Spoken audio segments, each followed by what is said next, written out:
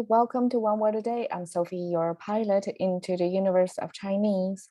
Let's continue on our journey of learning just a little bit more of the language a day.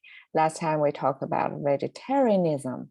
So the nism is 主义, vegetarian is 素食, eating veggies only. Only is implied, okay? And 荤素搭配 is today's phrase. We talked about the soup, which is veggie. What about the non-vegetable? There is this opposite to it, which is 荤. 荤 made up of this plant-based image on the top. So from that, it looks suspicious, right? Because it looks like plant-based. There's no meat involved yet. Okay, so I guess the meaty part is this bottom, which is actually a sound maker. It means army. So it's an army formation that involves this ancient wartime, there is this vehicle involved, and the vehicle comes from this wheel with spokes, and the main spoke, I guess, and the two stoppers from the preventing the wheels falling off the spoke.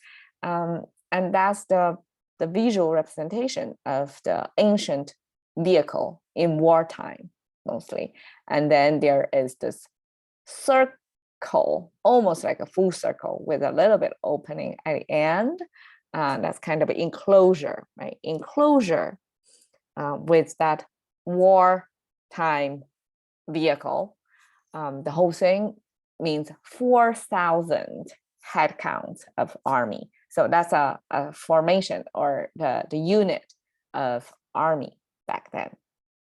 And how come the army with this plant on the top, we always use this kind of concave shape with a little bit middle means little plant, and two of them means many. So we just use two, means multiple of plants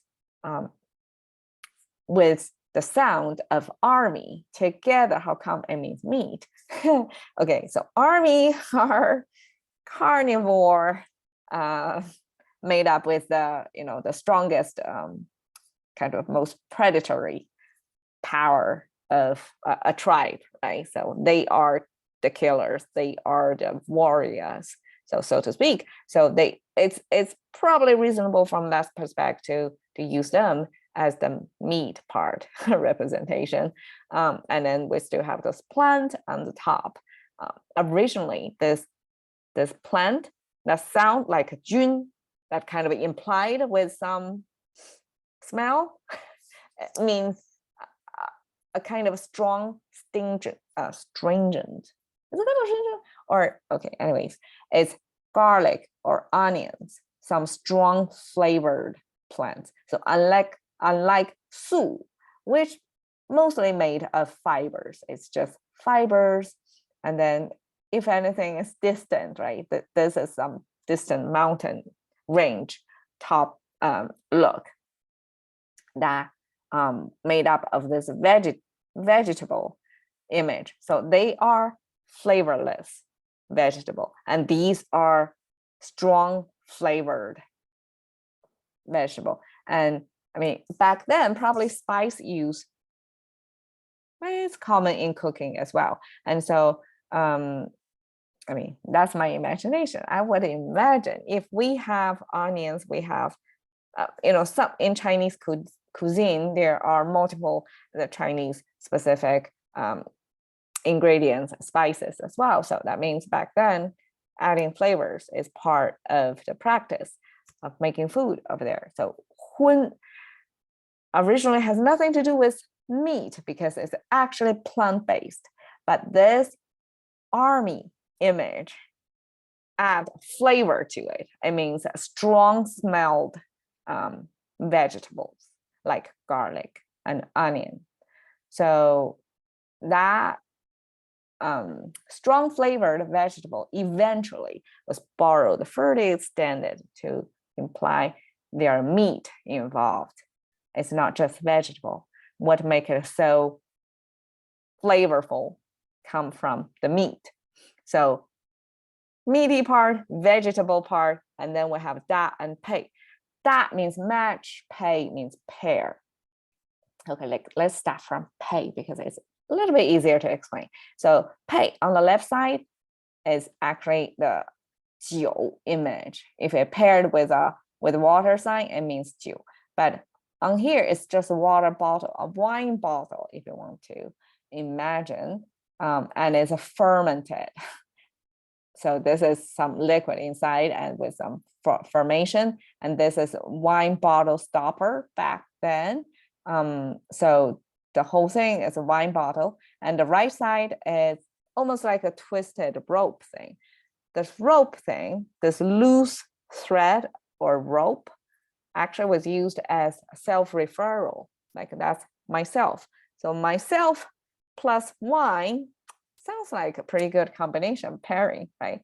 But that actually was an image, was borrowed to mean another character, which switch out this wine symbol with a woman symbol. So if you have yourself and the woman together, it means fate is type of rank of wife. Okay, so we're not talking about ordinary day-to-day people here, talking about the emperors. They may have multiple wives, and the wives have their pack order. They're this empress, right? The wife, the one most powerful woman, and then the whole hierarchy of wives, and fate is one of the rank. I forget how to count. I don't really care about that, but it's one type of wife.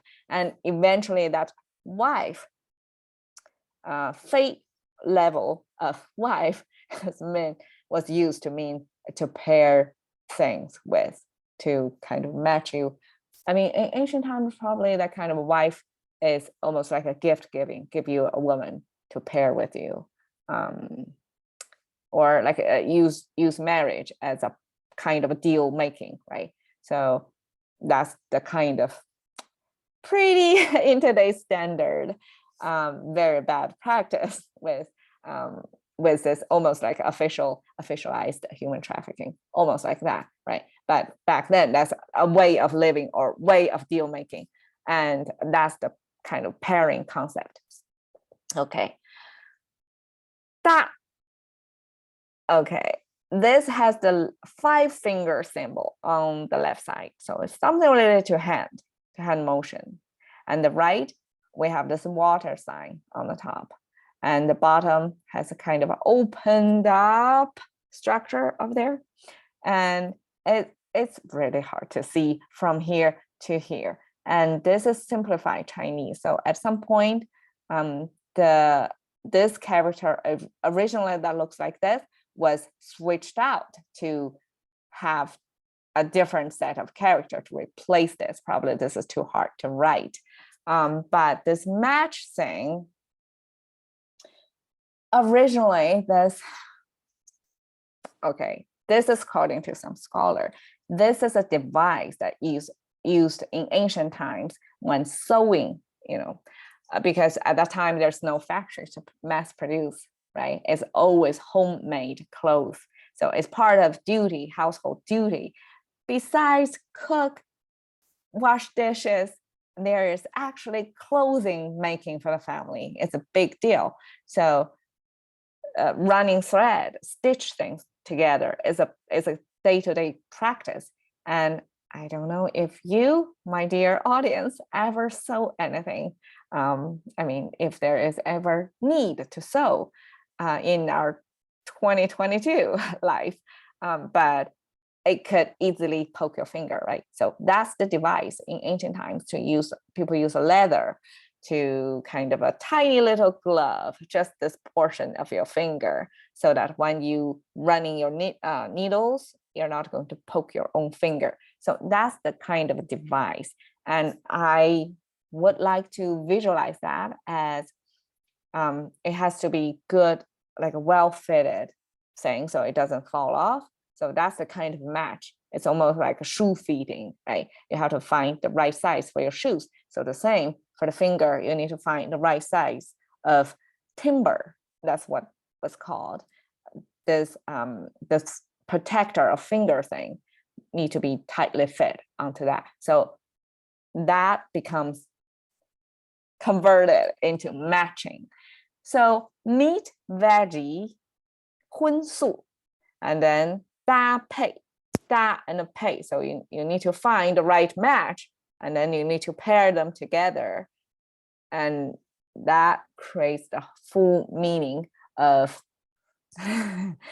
for people who are not vegetarians, they are omnivore eaters, and this describes this omnivore eating habit of pairing different food together to make sense, or to make, the taste sense or nutrition sense. So this is just an example here, pictures. So show some meat and also some vegetable-based dishes, and they are pairing, mixing together. So that's considered a well-balanced, nutritious food.